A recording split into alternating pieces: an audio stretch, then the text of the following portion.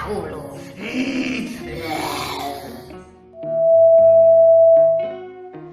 Tivine Dewi. Oke, jempol oke.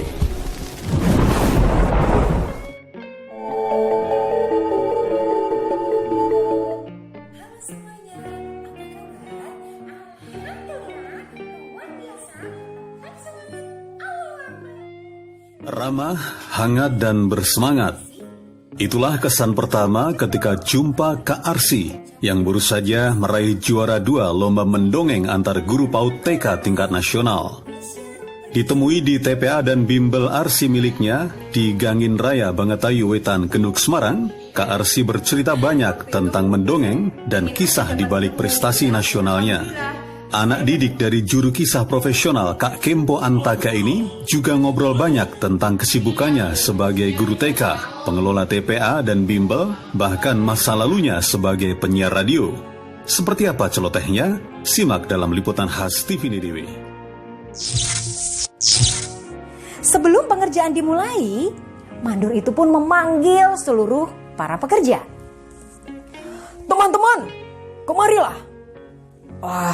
Sebenarnya aku mendapatkan amanah dari Tuan Residen untuk memberikan kalian sejumlah uang. Namun sebagian uang ini sudah aku gunakan untuk keperluanku. Dan sekarang aku akan berikan kepada kalian. Aku mohon maaf ya. Ketika disambangi Tivine Dewi sore itu, Kak Arsy sedang sibuk membimbing siswa bimbelnya bersama seorang pengajar yang lain. Membersamai anak-anak merupakan salah satu passion dari pemilik nama KTP Warsiah SPD, alumnus IKIP Veteran Semarang ini. Selebihnya, berbicara di depan umum alias public speaking juga menjadi ketertarikannya. Nggak heran jika Kak Arsy pernah malang melintang sebagai penyiar radio idola selama 15 tahun dengan nama udara Hani Yahya dan sebelumnya di Radio PTDI Kalimasada dengan nama udara Umi Safira. Ditanya asal muasal terjun di jagat dongeng, Kak Arsy buka-bukaan eksklusif hanya di Tivine Dewi. Ya, kebetulan kan saya juga mengajar di PAUD ya, di sebuah TK yang ada di Kecamatan Genuk, Kota Semarang, tepatnya TK Bunga Harapan Baru. Dan disitulah awal saya mulai menekuni yang namanya dunia perdongengan, karena setiap hari saya berkutat dengan anak-anak. Nah, disitulah yang menjadi target atau sasaran saya untuk bisa menyisipkan hal-hal baik atau pesan-pesan moral dari sebuah cerita atau dongeng kepada anak-anak. Karena kalau kita biasanya itu menasihati secara langsung, kadang anak agak susah begitu ya, 1-2 hari mungkin oke, tetapi ketika kita menyisipkan karakter baik itu melalui sebuah dongeng, maka seperti tidak dinasihati, anaknya itu kayak serasa mereka mendapatkan nasihat hanya tidak secara langsung, namun melalui sebuah kisah atau cerita, jadi lebih masuk. Dan lagi ketika seorang guru mampu mendongengkan sesuatu kepada anak gitu ya, maka kontak batin di antara kami lebih dekat. Jadi hubungan saya dengan anak-anak itu jauh lebih dekat dibandingkan kita tidak melalui pembelajaran tidak melalui salah satu media yaitu bercerita gitu ya. Jadi ada banyak hal positif lah ketika saya mengajarkan sesuatu kegiatan pembelajaran yang memang kita gunakan media salah satunya dengan bercerita. Terkait sisi menarik dari dongeng, Kak Arsy yang sekarang menempuh pendidikan S2 PAUD di UPGRI Semarang ini berbagi cerita selanjutnya. Dongeng itu kan macam-macam. Ada yang fabel, artinya di situ tokohnya adalah binatang. Biasanya kan anak-anak suka nih kalau kita mendongengkan sesuatu karakternya adalah binatang ya. Jadi macam-macam kita mencoba untuk bisa membuat anak tertarik itu dengan apa? Satu, dengan kita bisa vokalnya berbeda ya. Jadi misalnya saya membawa sebuah boneka itu ayam gitu ya.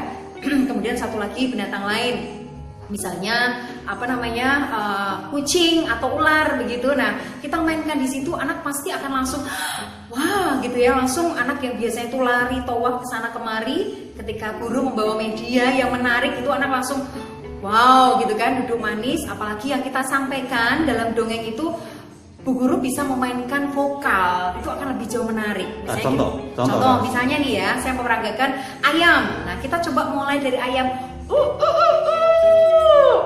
Anak-anak, sedang apa kalian?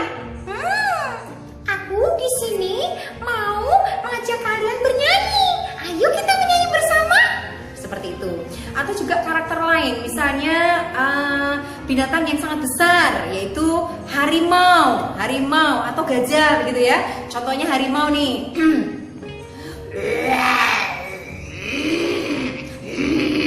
Anak-anak, kalian tidak boleh makan sembarangan. Jangan lupa kalau kalian makan, baca doa terlebih dahulu. Seperti itu. Melewati kura-kura dengan berjalan sangat kencang. Apakah profesi masa lalunya sebagai penyiar radio berperan dalam menekuni profesi baru sebagai pendongeng, pencerita, juru kisah, atau storyteller ini? Maafkan aku tidak melihatmu. Maafkan. Saya mau mengutip sebuah quotes dari Bapak Andi Odang.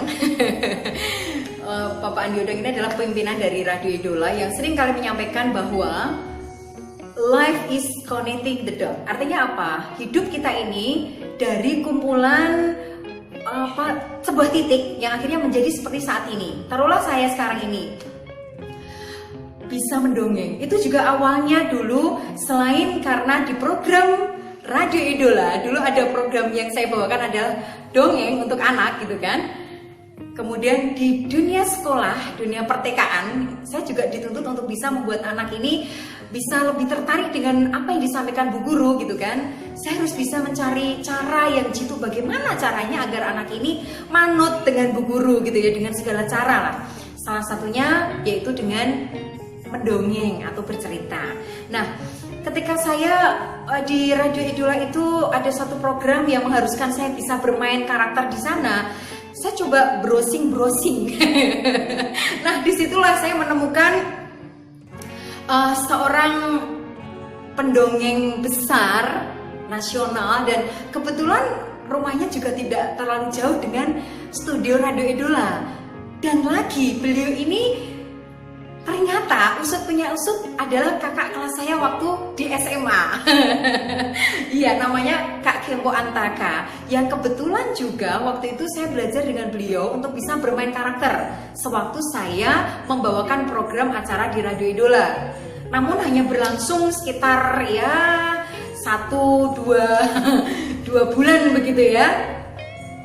Kemudian sempat break, muncul lagi ketika ada sebuah acara yang digelar oleh teman-teman. Kak Kempo salah satu penggagas acaranya, yaitu dalam komunitas PPMI, pencerita Persaudaraan Pencerita Muslim Indonesia. Kak Bimo sebagai ketuanya waktu itu.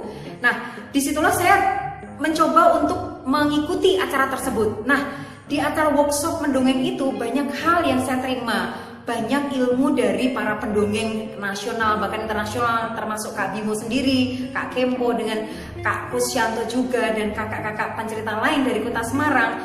Hatiku juga mulai tergerak untuk bisa menekuni dunia perdongengan begitu ya, meskipun hasilnya belum maksimal lah untuk saat ini karena waktu terbagi untuk hal-hal lain begitu.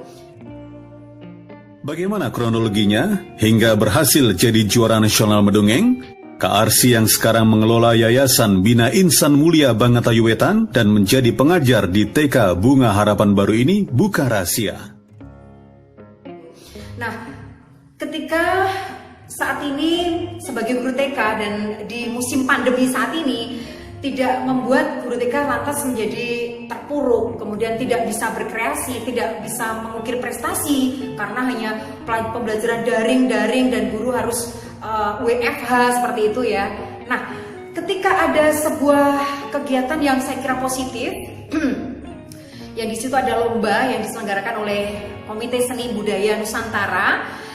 Awal saya tidak ingin pasang target yang terlalu muluk-muluk, dalam arti pengen juara tingkat nasional 1, 2, dan 3, enggak. Karena waktu itu pure saya ingin kembali mengasah kemampuan saya untuk bercerita yang sudah lama tidak saya maksimalkan lagi, karena sudah kurang lebih 1 tahun tidak berhadapan langsung dengan anak-anak karena pembelajaran lewat online begitu ya. Meskipun lewat online juga saya bisa menyampaikan sebuah cerita, namun akan berbeda ceritanya. Feel yang kita rasakan langsung bertemu dengan anak face to face dengan online itu sangat berbeda begitu ya.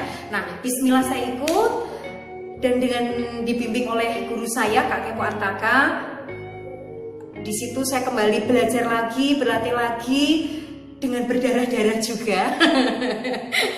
Karena kan lawannya, maksudnya lawan itu kompetitor kita di lomba mendongeng itu kan juga dari seluruh Indonesia ya. Jadi saya tidak mau setengah-setengah, jadi benar-benar all out. Dan alhamdulillah akhirnya saya mendapatkan peringkat kedua. Dari peringkat pertama diduduki oleh Jakarta, kemudian kedua Semarang, dan yang ketiga dari Bengkulu. Oke. Pada suatu hari, ada seekor tikus yang berkeliaran di tengah hutan untuk mencari makan. Kak Arsy, apa sih yang menarik dari dunia PAUD, TK, dan anak-anak? Mengalihkan pikirannya dari rasa lelah. Kemudian kalau di dunia per-TK-an atau kepautan, itu banyak hal yang menarik karena setiap hari kita bertemu dengan anak-anak yang berbeda karakter, kemudian ya happy aja gitu loh. Asik lah, dunia yang mengasihkan karena di situ kita menjadi pendidik di awal mereka mengetahui tentang dunia sekolah, yang mana selain di keluarga, lingkup keluarga, mereka mengawali dunia pendidikan adalah di TK. Wah, itu menarik karena di situ kita apa yang kita sampaikan akan termemori, bahkan akan sampai ke bawah si anak ini dewasa. Anak yang mungkin belum tahu membaca, belum tahu huruf, belum tahu angka, dari guru TK lah mereka bisa belajar dan akhirnya terbawa sampai dia dewasa. Pahalanya itu bener-bener ya yang kita lakukan, insya Allah ya, dunia akhirat. Furnamen, dan kamu jangan merasa sudah menang meskipun pemberontak dari atas sudah banyak yang kau bunuh. Pemerintah Belanda hanya minta 1 orang yang bernama Tut Nyatin, bukan yang lain. Sementara itu, Kak Kempo Antaka yang beberapa kali disebut Kak Arsy sebagai guru mendongengnya memberikan kesan untuk anak didiknya itu. Ya, Kak Arsy itu seorang guru yang energik menurut saya ya. Jadi beliau itu istilahnya kalau menekuni satu hal itu benar-benar, kalau orang Jawa bilang tenanan gitu. Nah, berhubung bercerita itu menjadi salah satu cara guru TK untuk mengajar, dan tampaknya dia concern di situ, sangat tertarik di situ. Dia mulai untuk belajar dan mau belajar di tempat saya di Sanggar Cergam ini. Nah, kebetulan saya lihat dia potensinya bagus, artinya untuk menjadi seorang pencerita, tidak hanya sekedar bercerita di kelas itu bisa gitu ya. Nah, saya motivasi beliau, kemudian malah ketika kami membuka latihan dasar di Sanggar yang sifatnya nanti itu hanya 1 bulan, beliau ikut lagi di angkatan yang lain. Jadi Kak Arsy itu mengikuti latihan dasar itu sampai 2 kali, mengikuti 2 angkatan. Jadi itu satu-satunya guru TK yang jadi murid Sanggar Cergam yang mengikuti 2 kali latihan dasar bercerita di sini gitu. Jadi memang terlihat semangatnya untuk menguasai bidang yang dia tekuni itu kelihatan, dan hasilnya bisa lihat sendiri dan teman-teman lihat sendiri, dia mulai bertahap itu dari juara harapan 3, juara 3 sampai sekarang juara 2 dan tingkat nasional. Itu sebuah prestasi yang cukup membanggakan. Nah, insya Allah nanti bisa lagi ikut kompetisi yang lain, ikut berkreasi. Semoga nanti bisa lebih lagi prestasinya begitu. Dan menurut saya kedepannya dia bisa lebih bagus lagi untuk bisa tampil di kancah nasional gitu.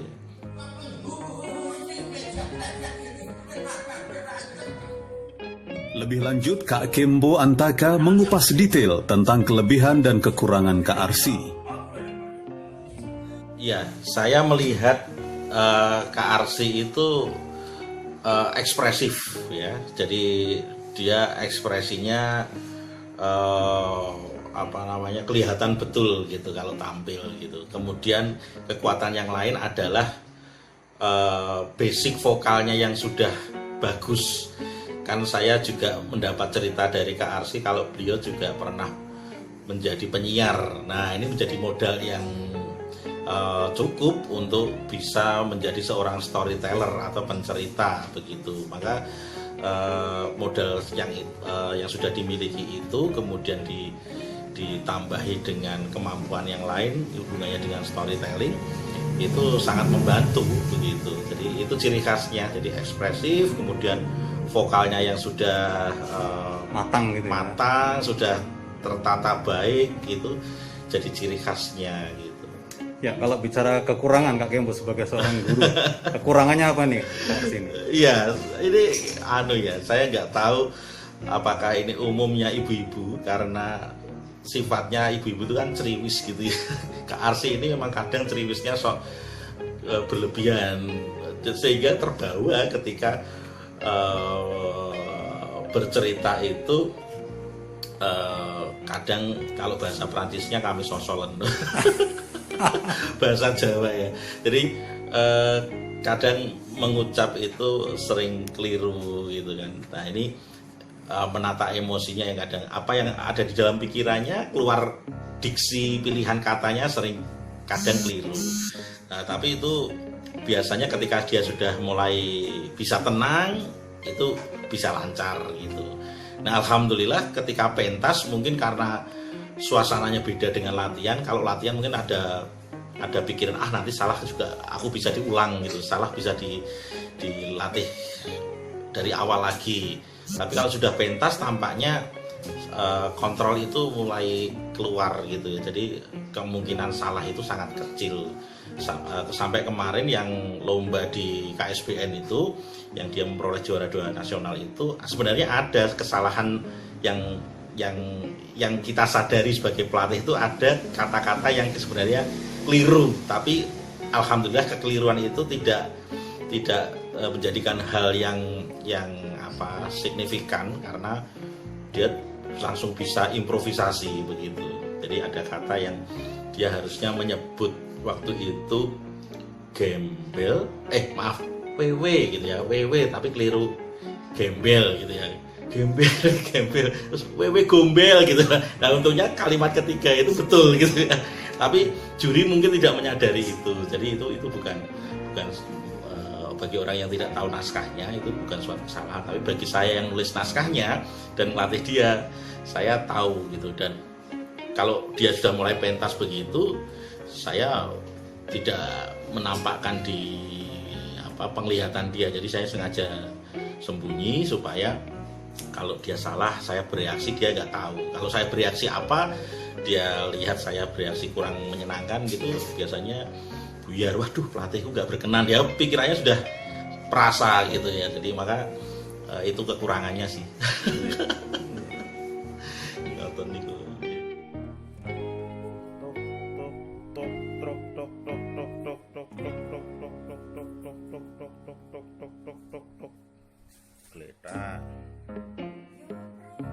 Wajahnya antusias, Jo tegar.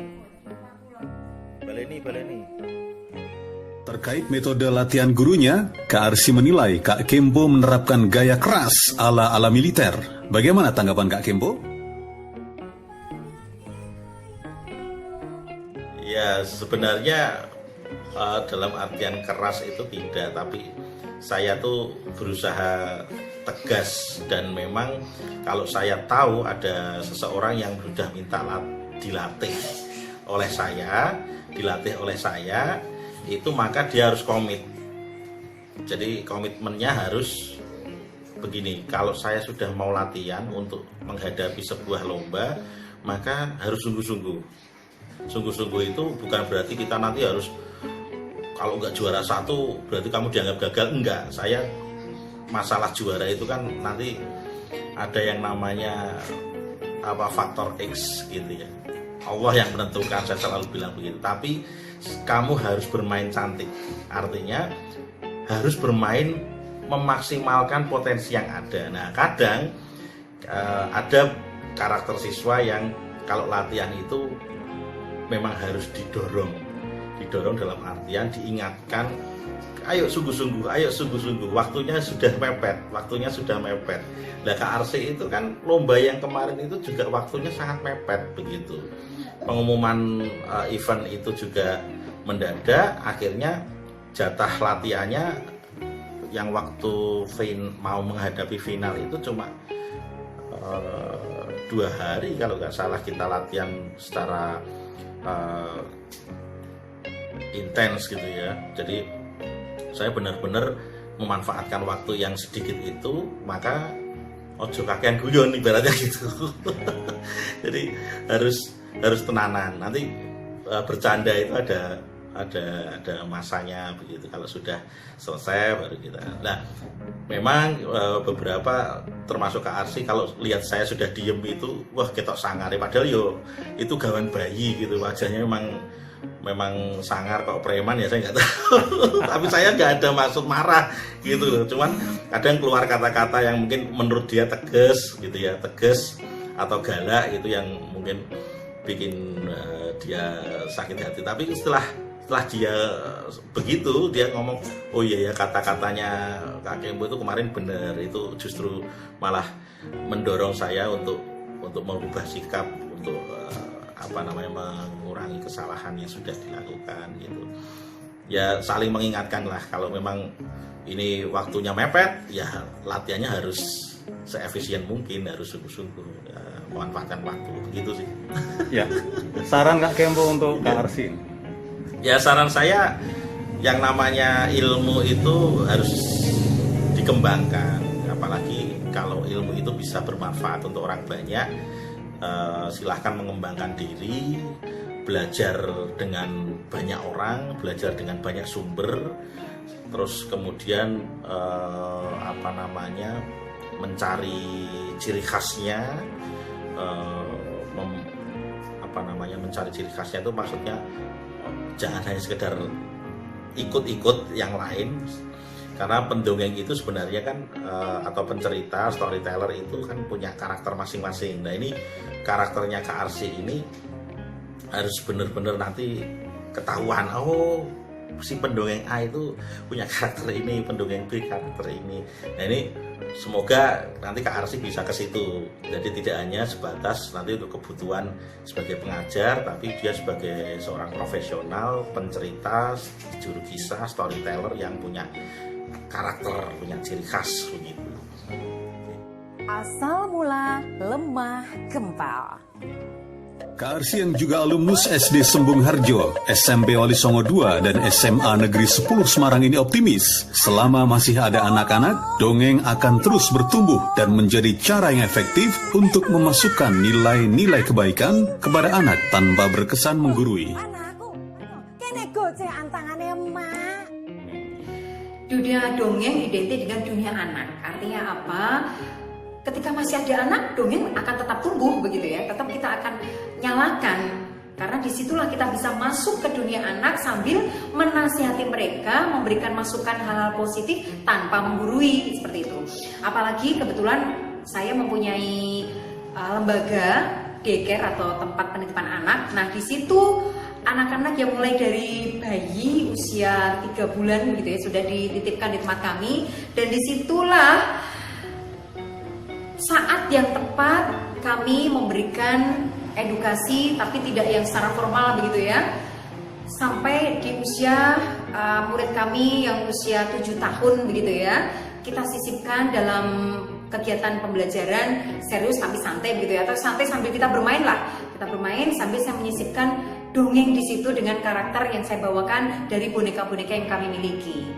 Nah, seperti itu. Kedepannya insya Allah akan terus saya kobarkan semangat bercerita di depan anak-anak untuk menanamkan karakter yang baik lewat bercerita. Ya, apakah mendongeng itu hanya akan berhenti untuk segmen anak? Ataukah misalnya nanti suatu ketika bisa menjadi meningkat, misalnya menjadi stand up misalnya begitu, atau seperti apa menurut Kak Arsy? Sejauh ini yang saya lakoni atau saya terjunnya memang di dunia anak-anak begitu ya. Tetapi anak-anak ini khususnya PAUD ya, kalau saya kategorikan, klasifikasikan di usia sampai usia 7 tahun. Tetapi dongeng ini tidak hanya sebatas untuk anak-anak kecil gitu ya, anak-anak usia dini. Tetapi dongeng ini juga bisa masuk di anak yang SD, SMP, bahkan SMA. Ya, mahasiswa pun juga butuh dongeng, namun beda di tema cerita yang kita bawakan ya. Ide ceritanya sangat berbeda sesuai dengan klasifikasi usia mereka. Seperti itu. Ya, harapan Kak Arsy terkait dengan dunia dongeng ini apa? Akan terus menjamur. Jadi bukan hanya kemampuan ini dimiliki oleh 1-2 gelintir orang, tetapi harapannya bukan hanya seorang guru atau pendidik TK ya yang bisa mendongeng, namun juga para orang tua, agar hubungan orang tua dengan anak ini lebih dekat ya.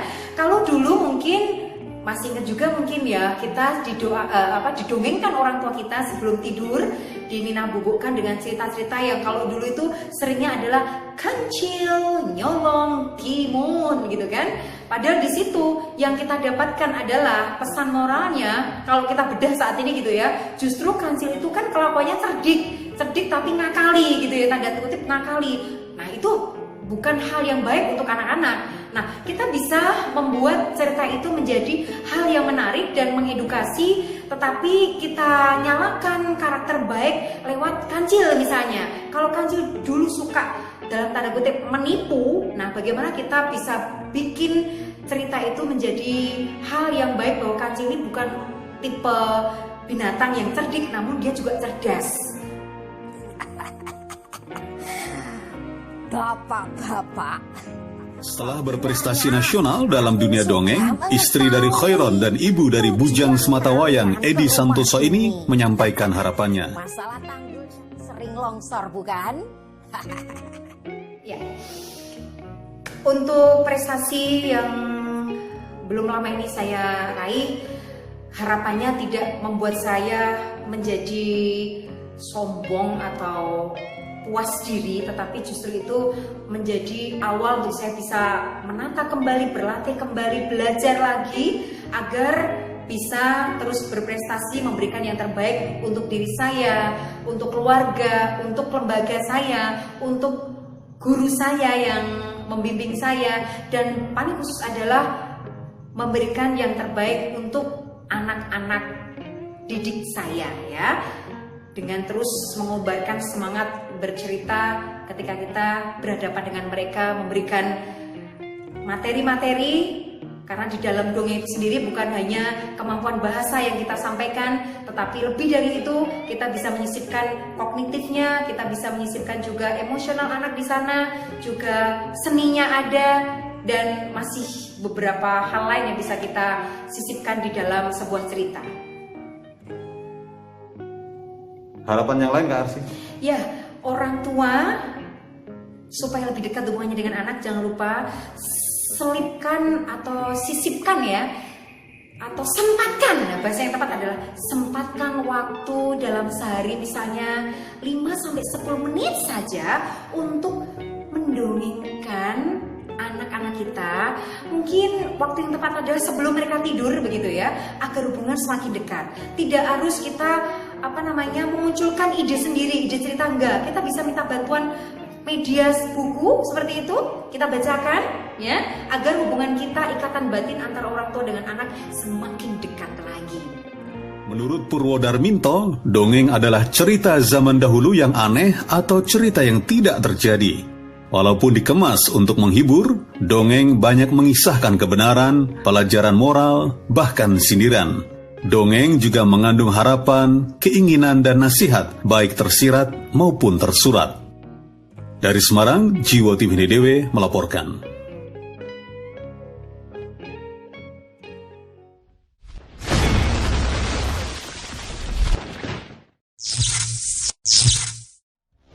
Tivine Dewe.